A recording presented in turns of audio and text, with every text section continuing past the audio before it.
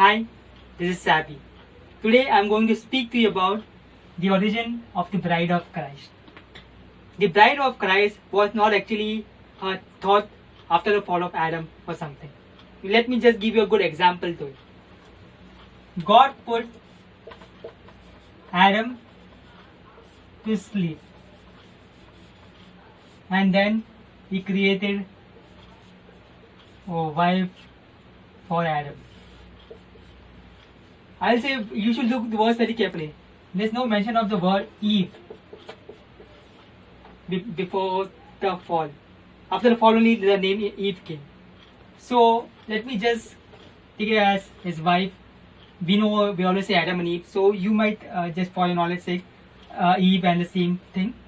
So God put Adam to sleep.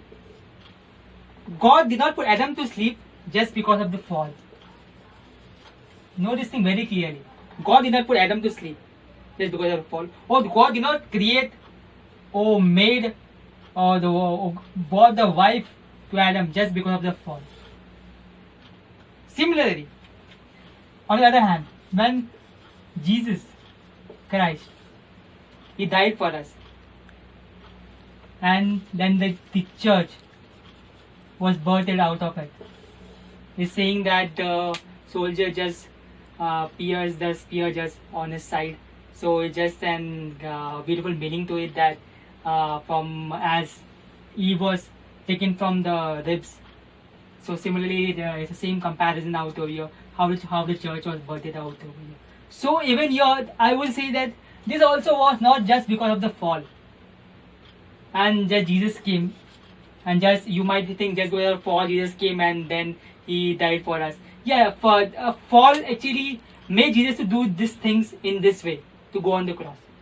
But I want to say this thing very beautifully that before the fall also, God had a plan for Adam and Eve to be together. Similarly, here also Jesus always had a plan that we need to have intimacy into that triune God relationship. That was the original plan of God. Let me read out to you a verse from the book of Ephesians, chapter 5, verse 27 onwards. It says that He might present to Himself a glorious church, not having spot of wrinkles or any such thing, but that it should be holy and without blameless. It says here very holy and blameless to be presented the church or His bride to Jesus. That was this thing. Similarly, I'll just tell you one more verse in the same chapter. If you go to the book of Ephesians chapter 1, verse 4. Just as He chose us in Him before the foundation of the world, that we should be holy and without blame before Him in love. Here also it says that we were chosen before the foundation of this earth. Before the foundation, I'm saying. Before the foundation. You also chose to be holy and blameless in love. You can see the comparison here also. It was to be holy and blameless. Here also it is to be holy and blameless.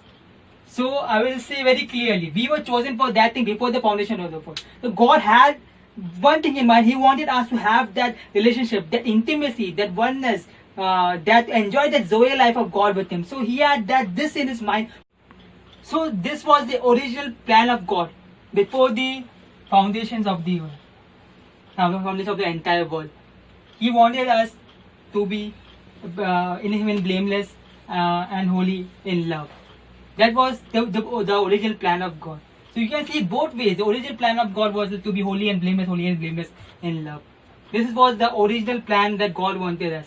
So here the book of Ephesians, chapter 1, verse 4, if we go reading forward, it speaks about adoption. And here it speaks about this entire thing which I am talking. It speaks about bride of Christ or something.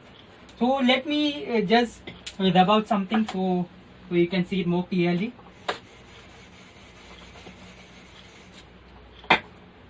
Here it was saying about adoption of sons.